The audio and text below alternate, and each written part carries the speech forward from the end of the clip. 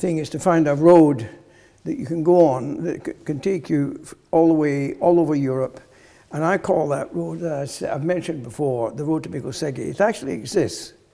It's just northwest of Loch Leven, very near to the little town of Milnathort, and it takes you into the Ochil Hills. Cowdenbeath is only 7 miles away. So it's there. You can begin your journeys into Europe from Edinburgh via the road to Mikosegi.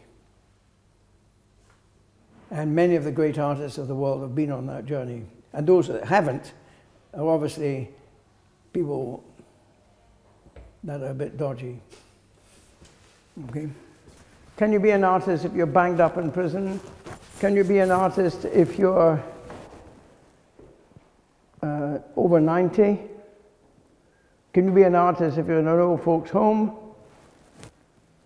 Can you be an artist if you're in a primary school called Cool Primary School in Fort William, and you have access to a room called Room 13. It's a single room. Nobody wants it. In that room, there are no school teachers, no examination systems. But you can go there as a human being, primary school child, and express yourself as a fully fledged artist. It says here, it really began 20 years ago in 1994, and now it has become a world network of Room 13 studios. It facilitates the work of young artists alongside a professional artist in residence or artist in residence. And simply by approaching these young artists, these children, as intellectual equals, Room 13 combines artistic developments with the basic skills required to run a successful business. So they pay for their own operation, independent of the school. There are no exam systems. So they have the running costs of their studio, Room 13, to think about. It strives to provide even the youngest artists with access to professional equipment, cameras, paintbrushes, canvases, and the best possible materials. Every artist's work is original and unique. In Room 13, artists, not children, are encouraged to think for themselves, and every artist must think very seriously about what they are doing and why.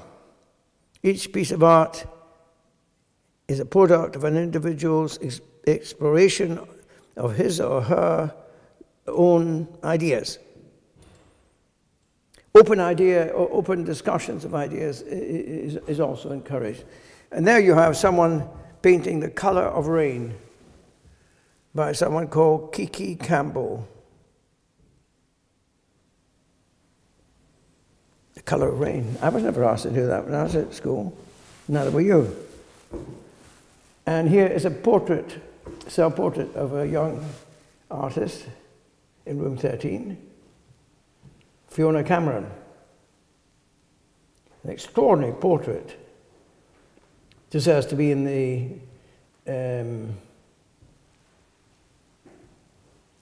I think, the Scottish National Gallery portraits. And here you have a portrait of an eagle. Obviously, this young artist understands the nature of being an eagle. Look at that head. Look at that use of a pencil. Now, if you come with me and take a general view of the room, you'll realize that the room is also about the work of not a 9-year-old, because the average age of these children, these young artists, is 9. But this artist, he reached the age of 90. So he belongs, I mean, he never lost the gift of being a child. His name was George Wiley. Look, he made this amazing image of the straw locomotive, the paper boat, and that huge safety pin outside the maternity hospital in Glasgow. He was a sculptor, asking all sorts of questions. He was a friend of Beuys.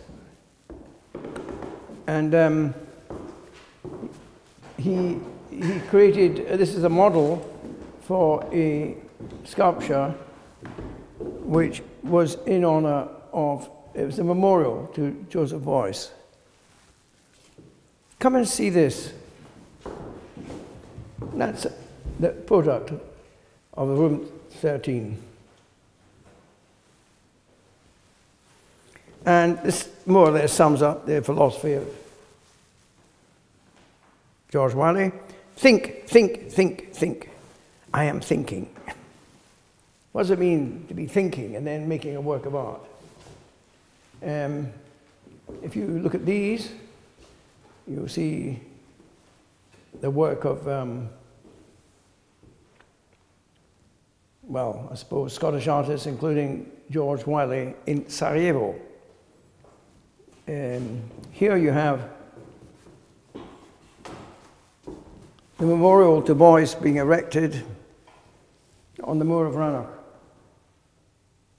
And here you have an image of Joseph Beuys cooking dinner for George Wiley.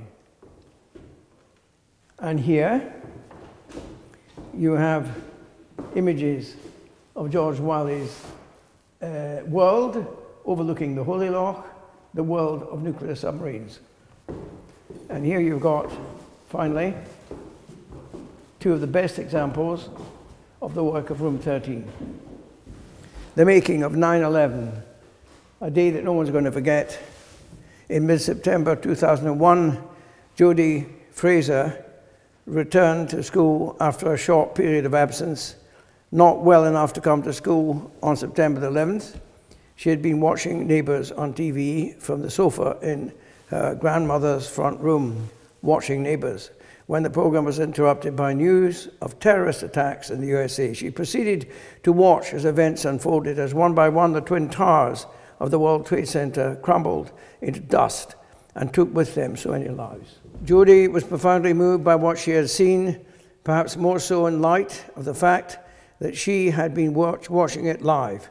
She returned to school the next day and announced that she wanted to make an artwork in response to what she had seen.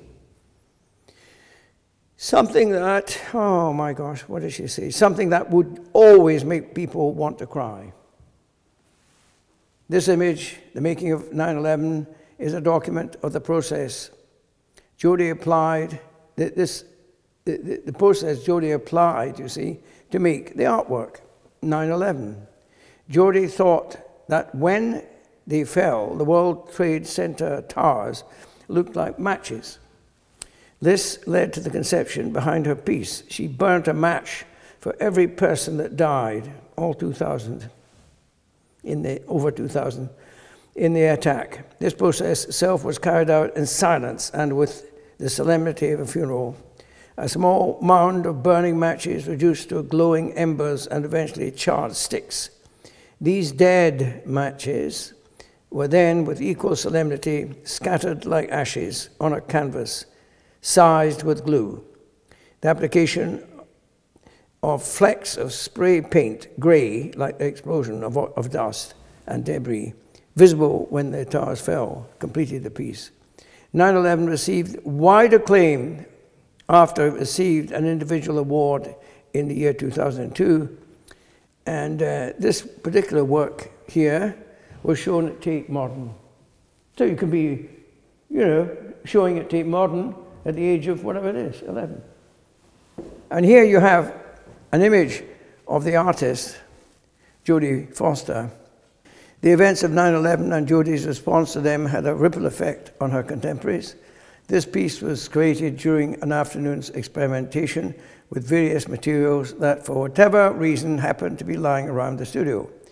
The performance evolved as Lindsay elevated herself from the position of artist model and began to direct Jodie. She was the photographer, Jodie, sorry, Lindsay Martin was the photographer. And she wanted to capture images for her own purpose. Later, Lindsay Martin explained that she had been trying to explore what it might feel like to be covered in dust and rubble, as all of this turns into a shroud. So that's an image, again, of all the victims. So you can see I take this room very seriously. But I'm also aware that you have to have a sense of the ridiculous when dealing with human beings. And you know the famous Paul Klee idea that you should take a line for a walk?